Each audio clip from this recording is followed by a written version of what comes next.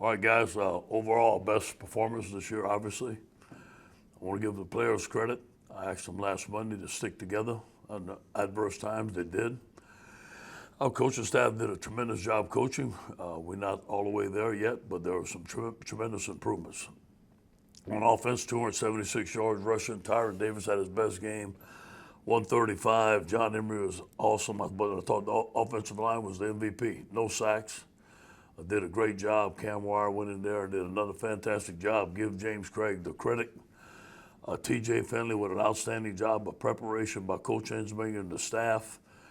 Anytime you can walk in the office on the weekend, TJ is during the off season was studying his playbook, studying film.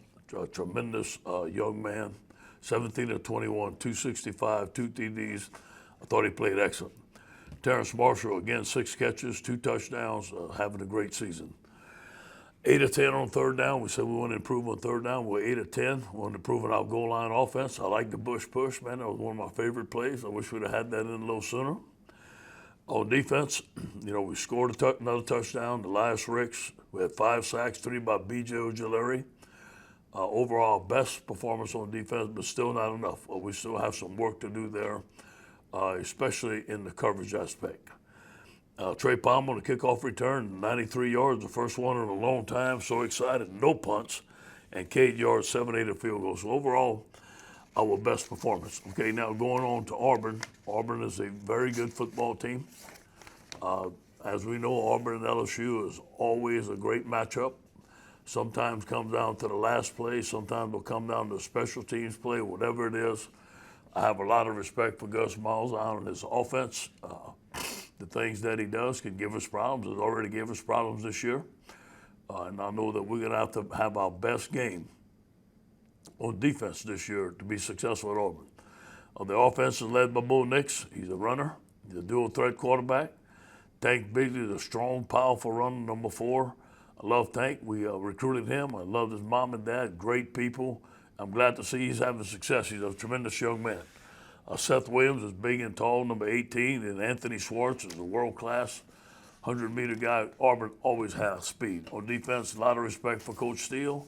Coach Steele and I work together over here. He's an excellent coach. He had an excellent game plan against us last year. In fact, Auburn played the best defense that we saw all last year.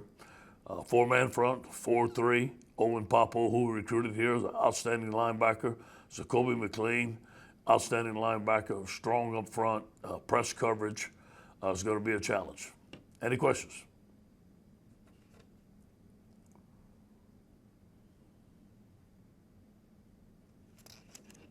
Coach, with another impending hurricane possibly this week, any changes to your practice schedule, and just what does it mean just to play for the state of Louisiana? With so many people trying to recover from a hurricane still. You're always going to think about praying for the people in Louisiana first, no question, and then the safety of our young men, the safety of our coaching staff. But we have an indoor practice facility. If we can practice, we're all going to practice. If we can't, we can't. I'm just going to listen to what they tell me, and hopefully that we can prepare. I'm sure that when the hurricane hits, we'll all be safe and sound, and hopefully that it doesn't affect our preparation, but it's about our safety first. Coach Ryan Hennessy, WBTM, NBC 13 in Birmingham. This matchup, Bo Nix, one more year in his belt. He's a sophomore now. Seth Williams, you kind of talked about that connection.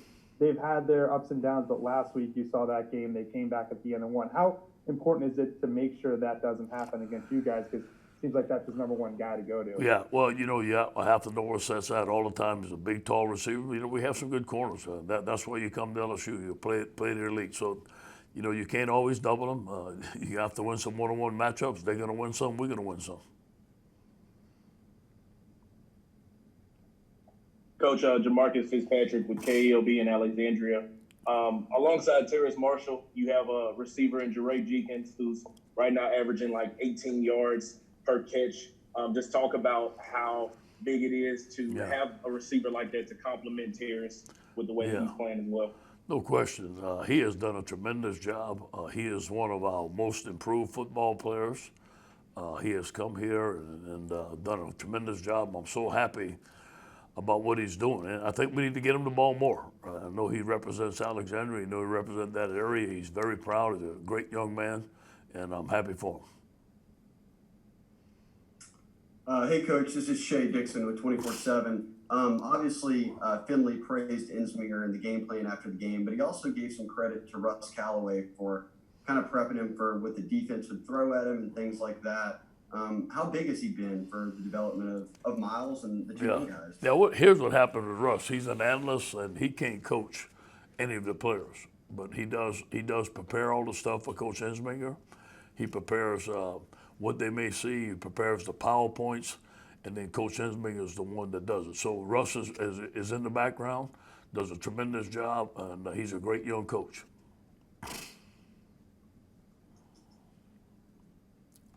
Hey Ed, Wilson Hunter from the Advocate. Just what's the status of Dare Rosenthal right now? Dare is suspended from the team indefinitely. I don't know when he's going to be back. That's it.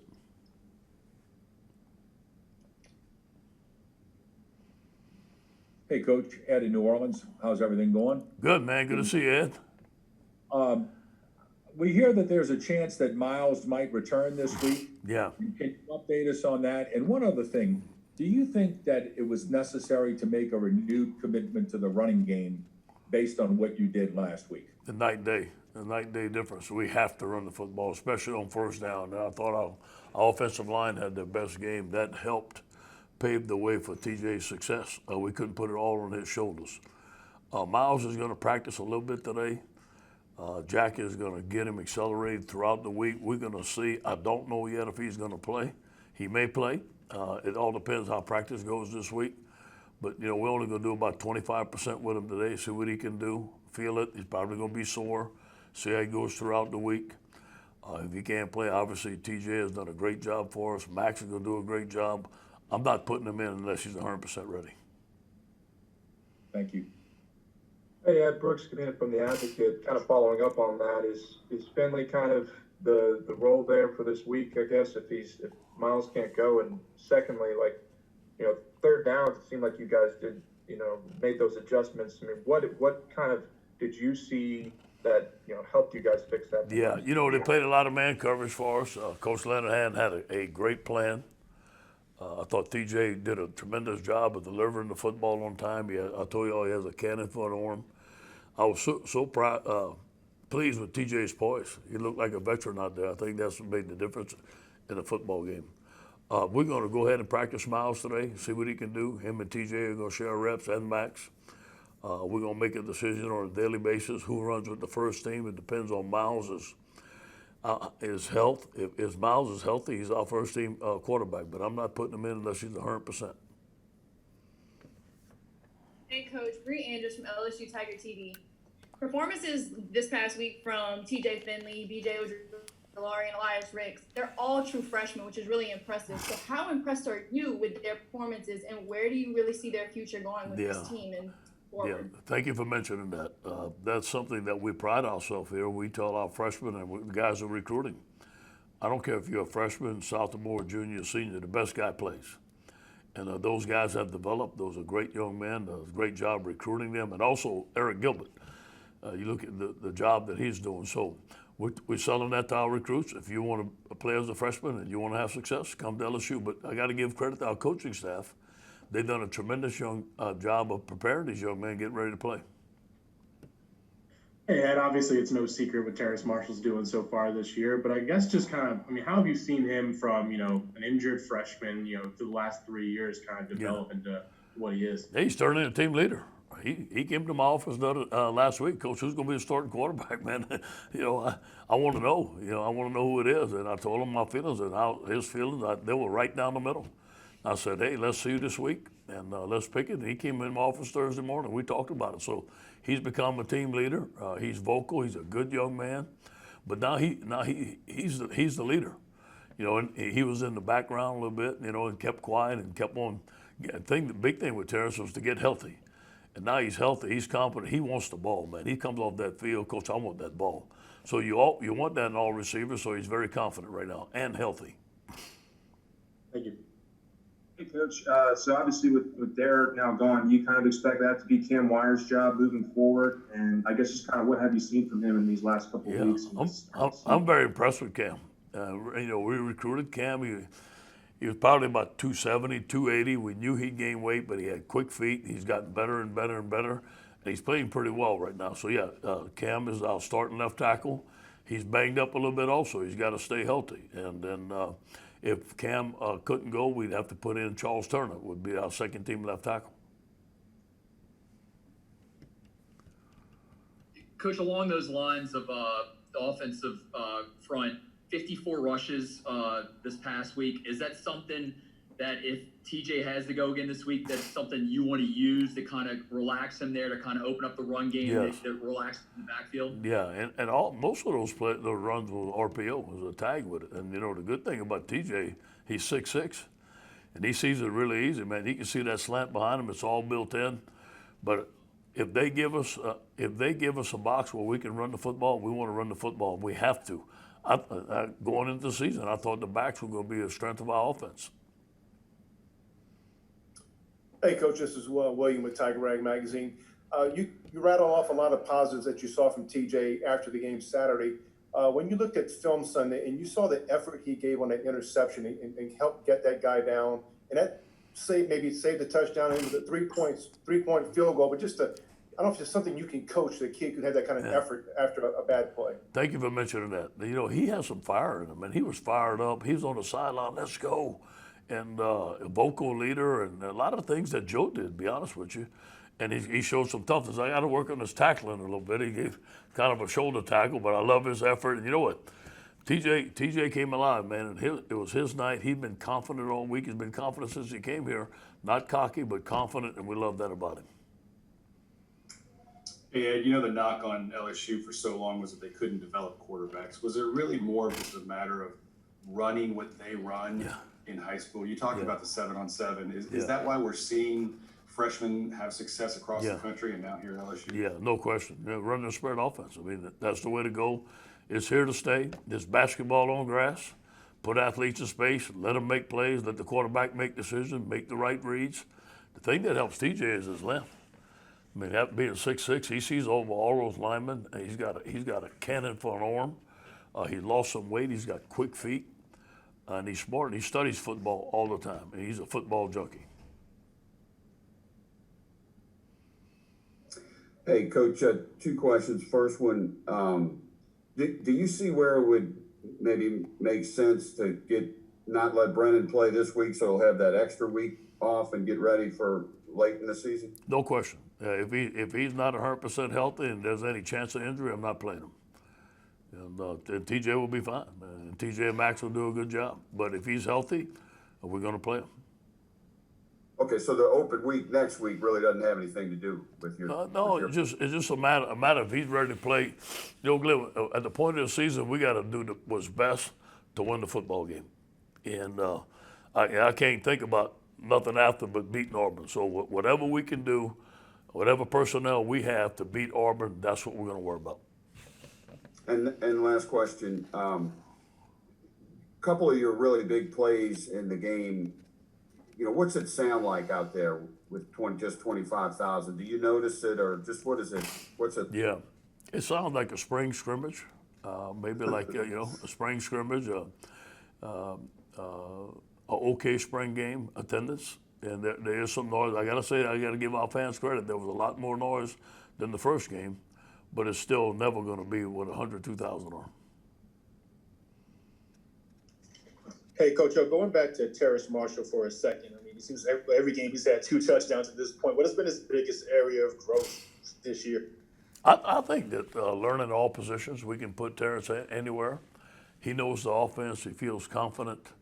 And being healthy, I think that's the biggest thing about healthy. But the yards after the catch, he catches that slant and goes for that touchdown and breaks those 2 tackles. I think that's where you see him making a bunch of improvement. He's always tall. He's a big target, has great hands. But yards after the catch has been tremendous for him this year.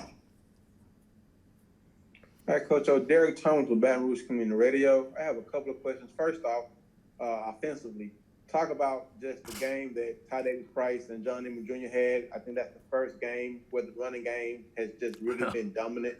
Yeah. And then secondly, defensively, talk about, with you being a defensive line coach, just B.J. Ojulari's 3 sacks, and also how you feel like Damon Clark's going to bounce back from this game. Yeah. Well, you know, when I worked with Jimmy Johnson, he told me one of his secrets: get great players, and get great players and let them play. And I think those guys that you mentioned are great football players. Ty, I'm so glad to see Ty have success. He's a big, strong, agile running back. John Emery has been one of the best backs in the country coming out, both him and Ty. They work well together. I met with Ty last week. I promised he was going to have the same amount of carries as John. We're going to be equal. I thought they were equal in my mind, 2 first-team starters. So that worked out well. B.J. Ojulari, you know, is a 4.0 grade point average student. He's very smart, hard worker, 3 sacks, 3.5 sacks. But if you watch his sacks, man, it's just a relentless effort. So very, very proud of them. Damon has you know, it's his first time. It's his first time going out there. He has some improvement to make. But the good thing about Damon is I know he will. Hey, Coach. Good morning. Jacques from Channel 9. Coach, the last time you went to Auburn, maybe the first really huge win of your career, right? They were highly ranked. You're a big underdog. You're losing by double digits. And the kick at the end, what do you remember about that day and your team coming through? Relief. I was so happy that we won it. But you know what? It was a hot day. We went there. We went with a great mindset that whatever it took, we was going to win the game. I remember at one point in the game, Auburn had started running the football on us, and we had to fight back. And I remember that last drive, Stephon Sullivan making that play. And then when we put our kicker out there, I knew we was going to win the game. It was just a tremendous feeling, a feeling of relief. You know, there was a lot of stuff going on, and people were talking this, people were talking that. And I think that kind of quietened things down a little bit for us. Hey, Coach, this is Shay with 24/7. You said you wanted a more aggressive, you know, attacking style defense, and right now, even in 4 games, you lead the SEC in sacks, tackles for loss, turnover margin, fumble recoveries. What have you seen from that group up front? Yeah, I'm very, very pleased. It's the 4-3, man. You know, you're not playing 4 techniques. You got ends rushing wide. We got more athletic people on the field. It's LSU football. It's what I grew up watching. And you know, we did that at Miami. We did that at USC. And it was just time to go back to it. So I'm happy, you know, all those categories being +6, leading the SEC and all that stuff, but we're still 2-2. So, and we got to play better defense, and there's no excuse for it. You know, the offense to me is playing well. I was real disappointed in the 3rd down. I was disappointed in the goal line. We got that fixed. We got to get some stuff fixed on defense to get where we want to go.